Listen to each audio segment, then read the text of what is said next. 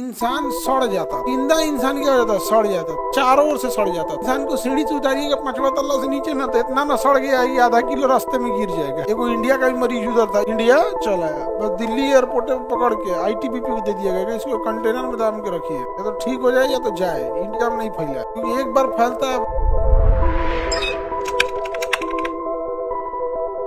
Ebola ये virus बहुत भयानक फैला था, इबोला वायरस अफ्रीका में, और ये अपने से भले खत्म हो गया लेकिन बहुत खतरनाक ये फैला था। इबोला अब सबसे ज्यादा जान ले लेता था, बहुत ज्यादा फीटल था, जान लेने वाला ज्यादा था। कौन वायरस? इबोला।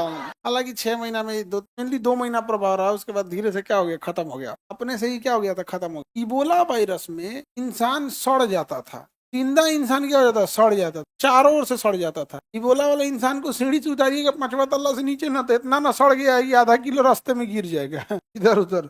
मतलब वो प्लेग का ही रूप था, लेकिन वो बैक्टीरिया से फैलता था, और ये क्या था, वायरस से फैलता था। इबोला वायरस था जो जानवरों में पाया जाता था, स्पेशली चमगादड़। तो होता क्या था कि चमगादड़ जो था वो फल को खा के आधा ही छोड़ देते थे, चमगादड़ थोड़ा ही फल खाते थे, पूरा नहीं खाते। अब वो नीचे गिरता था तो उसे जानवर आके खा लेते। अफ्रीका चूंकि मांसाहारी राज्य है, पूरा देश महाद्वीप मांसाहारी है, अब वहां पे बचे हुए फल को बकरी खाया, गधा खाया, गाय भैंस खाए, उसको आके आदमी खा गया, आदमी के से क्या फैल गया, इबोला फैल। समझ में आ गया कि नहीं गया? दुनिया में ज्यादातर लोग जो है ना, वो ये अफ्रीका वाले, खास करके रेगिस्तान वाले, वो आपको मांसाहारी ही मिलेगा, उनकी क्या हो जाती है, मजबूरी। अब ये जो अब अक्सर ये लड़ाई देखेंगे ना, शाकाहारी वर्सेज मांसाहारी, एक्चुअली ये लड़ाई है ही नहीं। शाकाहारी होंगे या मांसाहारी, ये दो चीजों पे डिपेंड करता है, आपकी ज्योग्राफी कैसी है और परिवार में माहौल कैसा। समझ में आ गया कि नहीं आ गया? धार्मिक दृष्टि से देखिएगा तो शाकाहारी पे ज्यादा जोर दिया जाए, धार्मिक दृष्टि से शाकाहारी। हालांकि ये सारी चीजें डिपेंड किस पे करेगी, ज्योग्राफी पे। अब इजराइल जैसा देश है, वो शाकाहारी कैसे बनेगा, वहाँ खेती नहीं होता, वो तो इधर 50 साल से खेती होने लगी है।